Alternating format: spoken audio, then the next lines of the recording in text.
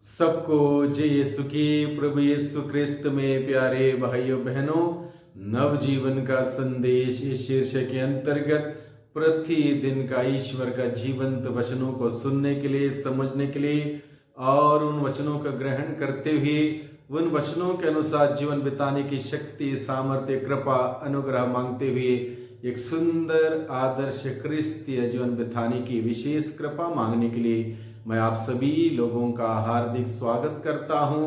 आज जनवरी की 17 तारीख है, शुक्रवार का दिन है और आज के दिन में मनन चिंतन करने के लिए हम सबों को विषय दिया है संत मार्कुस के द्वारा रचित सुसमाचार अध्याय 2 पद संख्या 1 से 12 का प्रसंग है। इस प्रसंग में हम लोग देखते हैं प्रभु यीशु मसीह लोगों को अपने आदत के अनुसार शिक्षित कर रहे थे, शिक्षा दे रहे थे, ईश्वर के राज्य के बारे में बता रहे थे, समझा रहे थे, लोगों को ईश्वर के राज्य को ग्रहण करने के लिए निमंत्रण दे रहे थे और इस सिलसिले में लोगों को चिंगारियां भी देते थे, लोगों को छुटकारा देते थे, अनेक प्रकार के बंधनों से आज़ाद करते थे।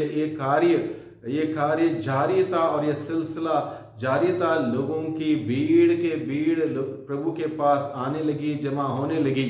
और इस संदर्भ में एक विशेष बात आज के सुसमाचार के द्वारा हमारे सम्मुख प्रस्तुत की गई है। जब भीड़ लोग प्रभु के पास आए वचन सुनने के लिए, चंगाई प्राप्त करने के लिए, जीवन प्राप्त करने के लिए, एक व्यक्ति के बारे में यहाँ पर लिखा है जो अर्धांगी रोगी था, उठ नहीं सकता था, बैठ नहीं सकता था, कुछ नहीं, अपने बलबूते कुछ नहीं कर सकता था, लाश की भांति अपने बिस्तर पर पड़ा हुआ था।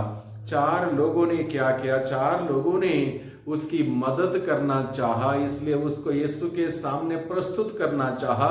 लेकिन उन्होंने जब देखा कि उसकी हालत बहुत खराब है, उन्होंने हिम्मत करते हुए उसको 4 पाए सहित उठाया और उसको यीशु के सामने प्रस्तुत किया। और यीशु के सामने प्रस्तुत करने के लिए उन्हें बहुत तकलीफ उठानी पड़ी, कष्ट उठाने पड़े। उसके बावजूद उन्होंने ये कार्य का, एक नेक कार्य किया, उस व्यक्ति को यीशु के सामने प्रस्तुत करने का कार्य किया। यानी कि हम सभी लोगों को जरूरत है कि जो लोग स्वयं यीशु के पास नहीं आते, ईश्वर के पास नहीं आते, नहीं आ सकते, उन्हें विश्वास के द्वारा प्रार्थना में यीशु के सामने प्रस्तुत करने की जिम्मेदारी हम सबों को दी जाती है। जिस प्रकार से इस अर्धांगी रोगी को उन 4 लोगों ने, हालांकि वो उनका रिश्तेदार नहीं था, कोई रिश्ता वास्ता नहीं था, फिर भी प्रभु के आत्मा से प्रेरित होकर, प्रभु के प्रेम से भरते हुए इन 4 लोगों ने इस व्यक्ति की मदद की और उसको यीशु के सामने प्रस्तुत किया। नतीजा यह हुआ, यीशु ने उस पर दया की। जिस व्यक्ति पर ईश्वर की दया की दृष्टि पड़ जाती है, वह इंसान आशीष पाता है, मुक्ति पाता है, उद्धार पाता है, बीमारी के बंधन से छुटकारा पाता है। और यही बात इस अर्धांगी रोगी के साथ हुई। प्रभु की दया की दृष्टि इस व्यक्ति पर पड़ी। प्रभु ने उसे कहा, भाई तुम्हारे पाप क्षमा हो गए हैं। जैसे ही प्रभु ने कहा, भाई तुम्हारे पाप क्षमा हो गए हैं, ये व्यक्ति का सारा बीमारी का बंधन खुल गया। यह व्यक्ति उठ खड़ा हुआ, चारपाई अपने हाथ में उठा पाया, घर चला गया और प्रभु की स्तुति करने लगा। यानी कि पूर्ण रूप से उसको आजादी मिली जब प्रभु यीशु ने कहा, भाई तुम्हारे पाप क्षमा हो गए। यानी कि पाप ने इस व्यक्ति को इस हद तक जकड़ रखा था, इस हद तक उसको बांध के रखा था, यह व्यक्ति कुछ नहीं कर पा रहा था। पाप ने इस व्यक्ति को लाश के समान बना डाला था।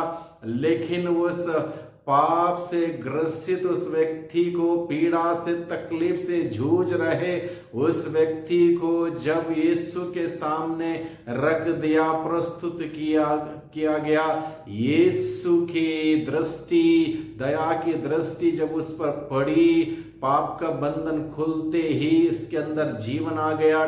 शक्ति आ गई, सामर्थ्य आ गया इसके अंदर, और यह व्यक्ति नॉर्मल तरीके से अपना काम दाम करने लगा। इस प्रकार से पूर्ण रूप से जीवन प्राप्त हुआ, इस व्यक्ति को बहुतायत का जीवन प्राप्त हुआ। इसी उद्देश्य से प्रभु यीशु मसीह इस धरती पर आए, सभी लोगों का उद्धार करने के लिए, छुटकारा देने के लिए, मुक्ति देने के लिए। और जब प्रभु ने ऐसा कार्य किया, तकलीफ हुई शास्त्री और फरीसियों को, उस जमाने के शास्त्री फरीसियों को बहुत तकलीफ हुई इस बात से, क्योंकि प्रभु ने इस व्यक्ति को साबत के दिन सही किया था, चंगा किया था। साथ ही साथ प्रभु ने ये कहा, भाई तुम्हारे पाप क्षमा हो गए हैं। और उनके मन में यह धारणा थी कि पाप को क्षमा करने वाला केवल ईश्वर है, ईश्वर के सिवा कौन पाप क्षमा कर सकता, ये सवाल के साथ वो जी रहे थे। इसलिए जब उन्होंने सुना कि प्रभु यीशु ने ये कहा, भाई तुम्हारे पाप क्षमा हो गए हैं, वो आपस में विचार करने लगे, गुनगुनाने लगे प्रभु के खिलाफ, ये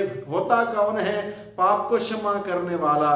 तो प्रभु यीशु मसीह उन्हें उत्तर देते हुए कहता है, जान लो कि पृथ्वी पर मानव पुत्र को पाप क्षमा करने का अधिकार है। और उस अधिकार से प्रभु ने पाप को क्षमा किया, उसका उद्धार किया। और यही अधिकार प्रभु ने अपने चुने हुए अभिषिक्त लोगों को दे रखा, ये कहते हुए, जिसके पाप तुम क्षमा करोगे वे क्षमा किए जाएंगे, जिसके पाप क्षमा नहीं करोगे वो अपने पापों में बंधे रहेंगे। यानी कि प्रभु ने अपने चुने हुए अभिषिक्त लोगों को वो अधिकार दे रखा। वही अधिकार आज के दिन में कलीसिया में एक्सरसाइज किया जा रहा, प्रभु का अधिकार दिया हुआ अधिकार एक्सरसाइज किया जा रहा है। इसलिए पापों की क्षमा प्राप्त करने के लिए मैं पश्चाताप के साथ पाप स्वीकार करते हुए प्रभु के पास जाने की आवश्यकता है।